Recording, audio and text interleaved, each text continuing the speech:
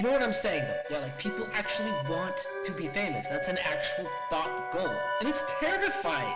And yeah, like they complete themselves as subjects, but it's a completion without doing something. No measurable effect, it's just a pursuit of void.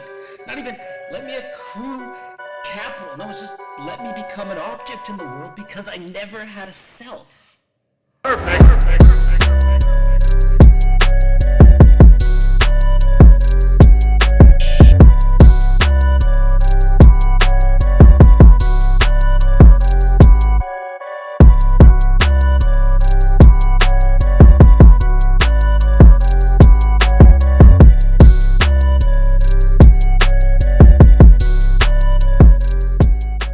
This video is about image.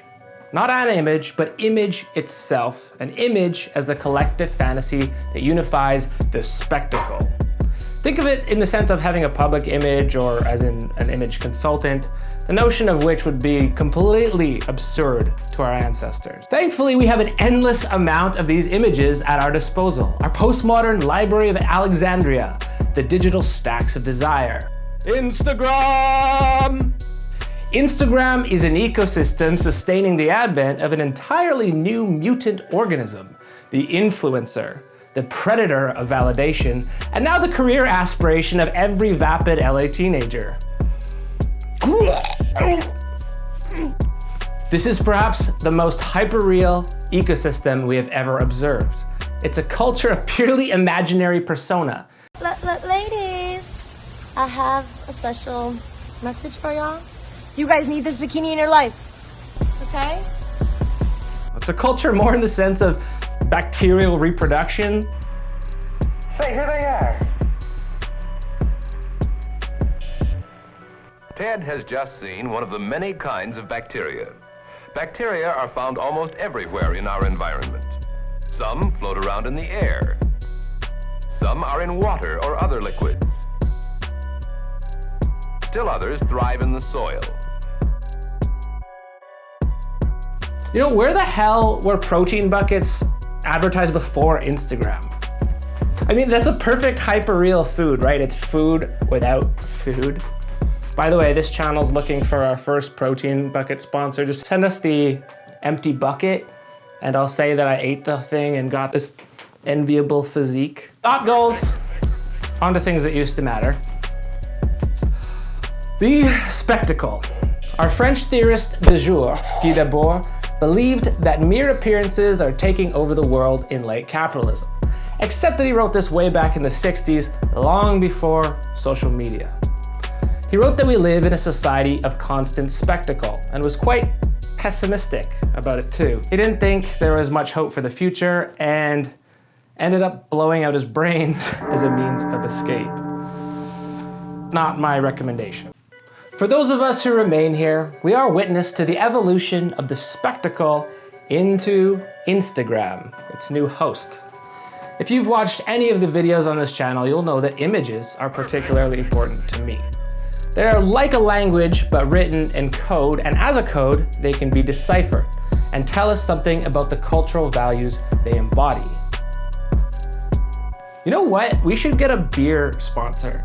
I mean, who the hell wants a protein bucket sponsor anyway? Sorry. The spectacle cannot be understood as a mere visual deception produced by mass media technologies. It's a worldview that has actually been materialized, a view of a world that has become objective. Debord. Spectacle is not a lie per se. Rather, it is a misrepresentation that literally now counts as truth. It's not simply made up of images, but also the social and economic relations that underlie these images. Now, the spectacle is a situation where representations of reality mean more than reality, leading us to Instagram. Here's a typical type of photo for influencers.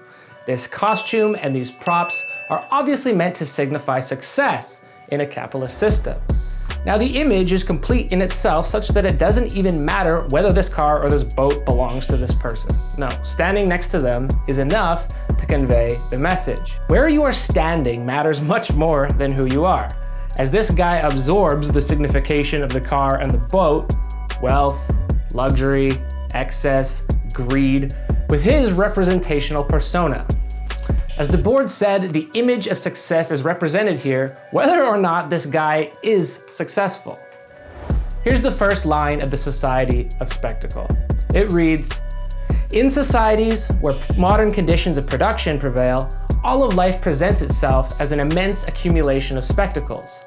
Everything that was directly lived has moved away into a representation." Debord is saying that in our contemporary lifestyle, we don't ever need to worry about the things we've evolved to worry about, such as food, water, shelter, and not getting robbed or killed or enslaved.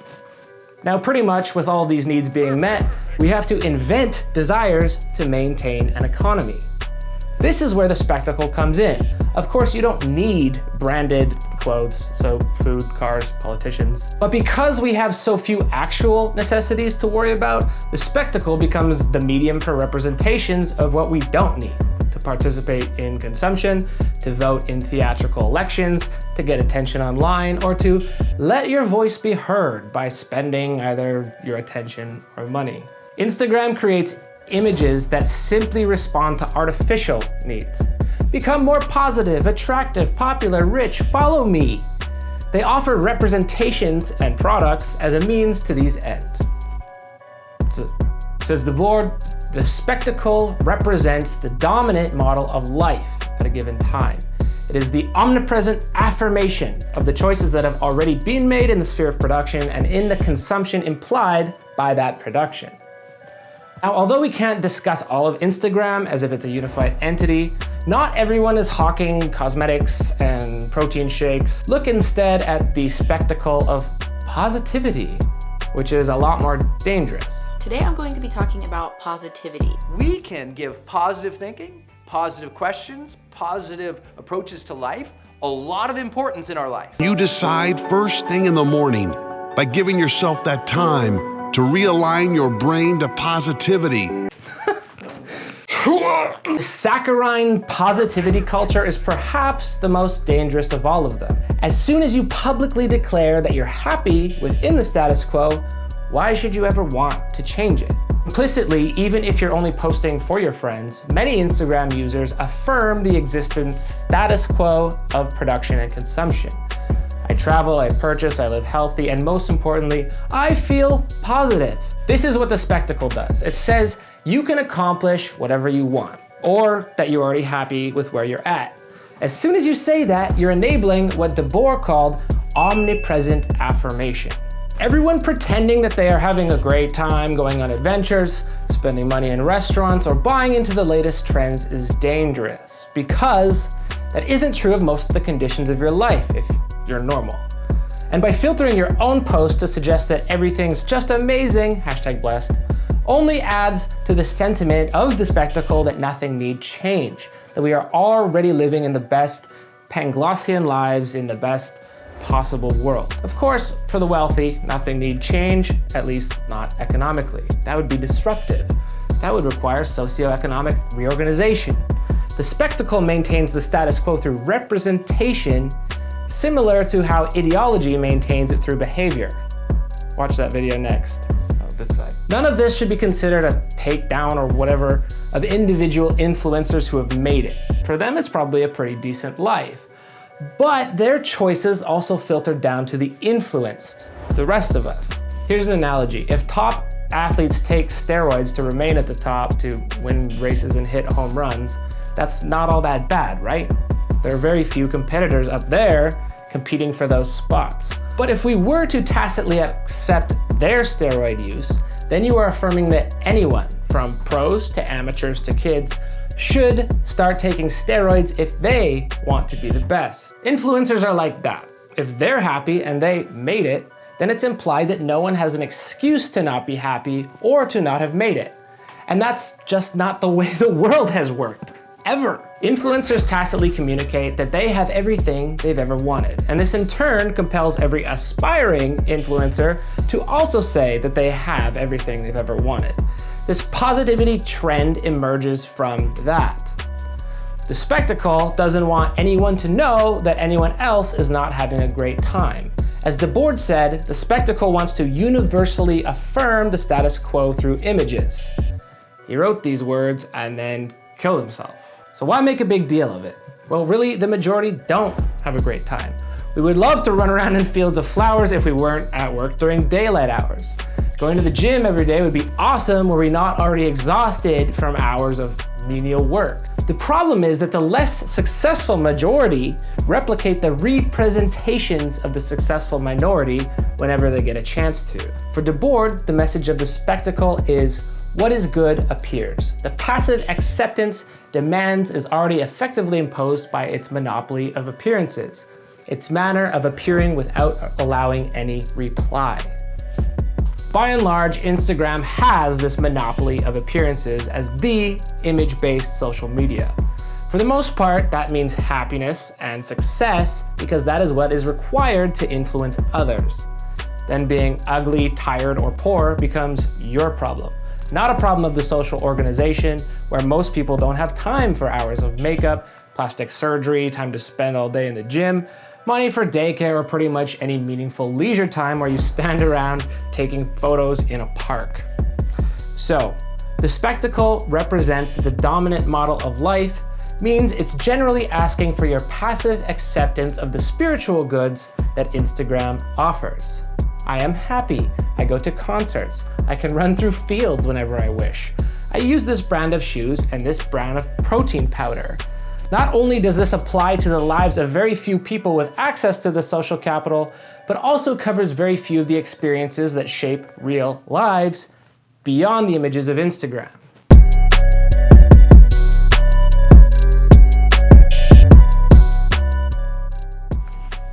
Hey viewers, I made an attempt to get the length of this video down, even though there's a ton more to say on the topic of images in postmodern society. So I'm going to analyze the images of postmodernism in 2 more videos using the theoretical methods of Jean Baudrillard and psychoanalyst Jacques Lacan. So please check back for those in the next week. After that, I'm going to be looking for new topics. So if you're liking the content of this channel so far, and there's something interesting that you'd like me to take a shot at, I'll be looking in the comments for suggestions. #blessed. Health, wellness, and honestly, just like positivity